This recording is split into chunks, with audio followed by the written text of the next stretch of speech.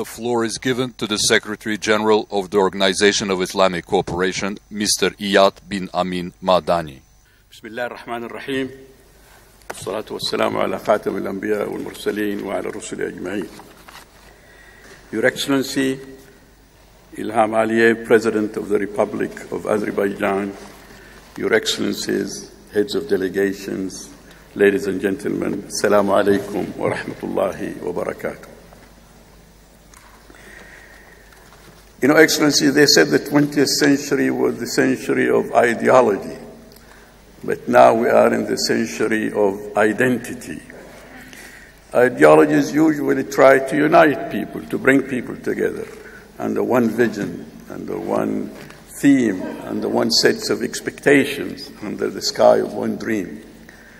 Identity seems to bring us into ourselves, within ourselves. And little by little we see culture expressions as a shield that protect us from the outside world, from the others, from the difference that other cultures represent. Not as a bridge of understanding, not as a way of rapprochement. So this theme of this forum is a challenge to all of us, where we can actually look at culture as a bridge. And it's so heartening to hear you, Mr. President, saying that multiculturalism is what we should all seek, what we should all advocate. It is heartening to hear this when we hear others claim that multiculturalism has failed. And we also have to think a little bit hard, a little bit more analytically, if there is a contradiction between saying that every society, every country has a melting pot, and between saying that we can live, should live, and work hard to live in a multicultural world. Does a melting pot in any place mold us, make us robots, make us only capable of expressing one set of values, one point of view? Or is it also possible that multiculturalism can be the ingredients of that melting pot? Excellency, it's so nice to be in Baku, a city that never fails to surprise. Every time one comes here, he finds a new Baku. Very vibrant, very dynamic, not only in physical, architectural sense, but also in the spirit, in the dynamism that one can almost touch, can almost feel. We think it's not only the geographical location of Azerbaijan, it's not only the history of diversity, it's also leadership and vision that turn Azerbaijan to what it is right now.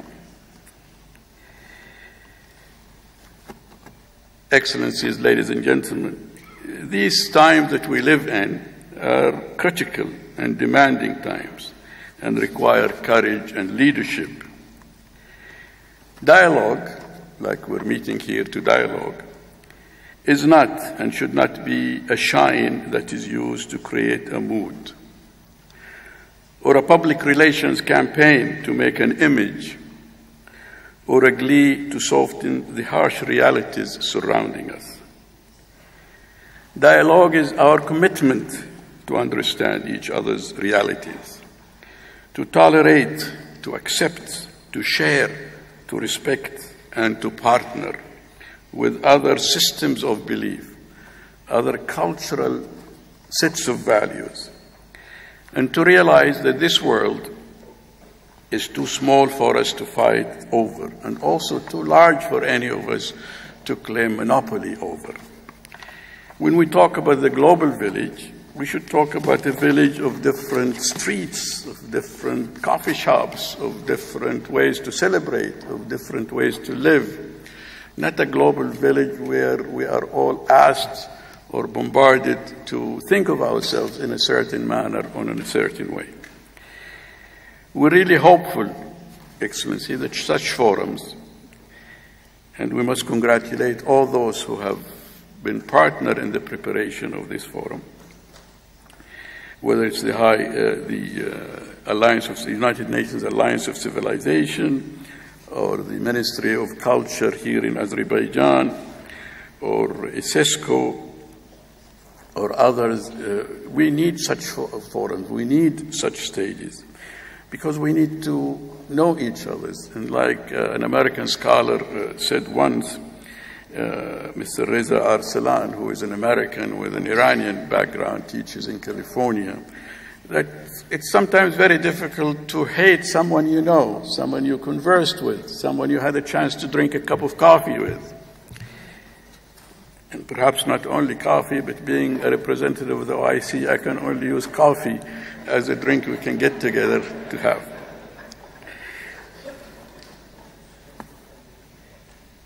I think this assumption of familiarity is important. It is also challenging to see that since the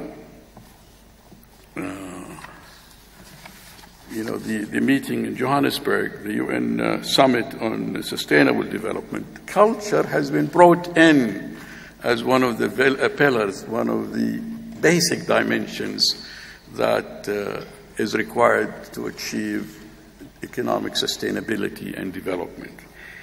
And by definition, that means bringing in the dynamism, the diversity of what culture is meant to represent and to express and to be defined as.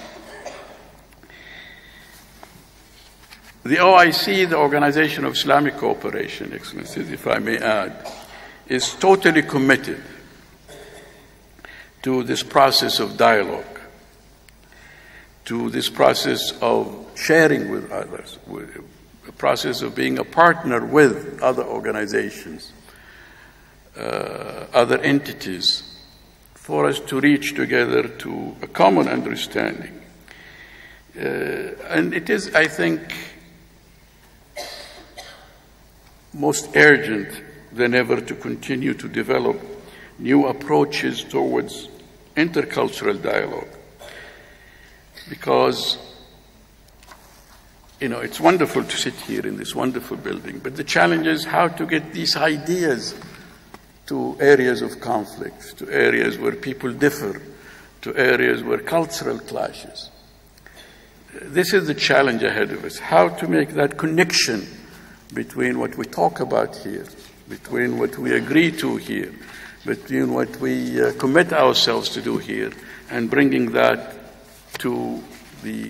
into a reality that is lived by ordinary people, where they're surrounded by conflict, where they're asked to adhere to a certain set of values, where they're even denied their sense of the right of citizenship, where they cannot go home because they happen to be of a different breed. It's no longer possible to live in a world that classifies people, segmentize people based on their belief, based on their religion, based on how they approach things, based on their convictions. This is the world that we must share. We're sharing it here now and today in Baku, in Azerbaijan. And we're honored to have you here, Mr. President, not just because you're the President of Azerbaijan, but because of the values that you have expressed to us, the vision you have shared with us. And it's a vision that should be common to all of us. It's something that we all have to work towards. But when I sit here, admiring the architecture of Ms. Hadid and the people who brought her here to design this wonderful building, I cannot help but think of those who are denied their not only cultural rights, but every human rights in Myanmar or in some parts of Africa, or the brutality of Daesh,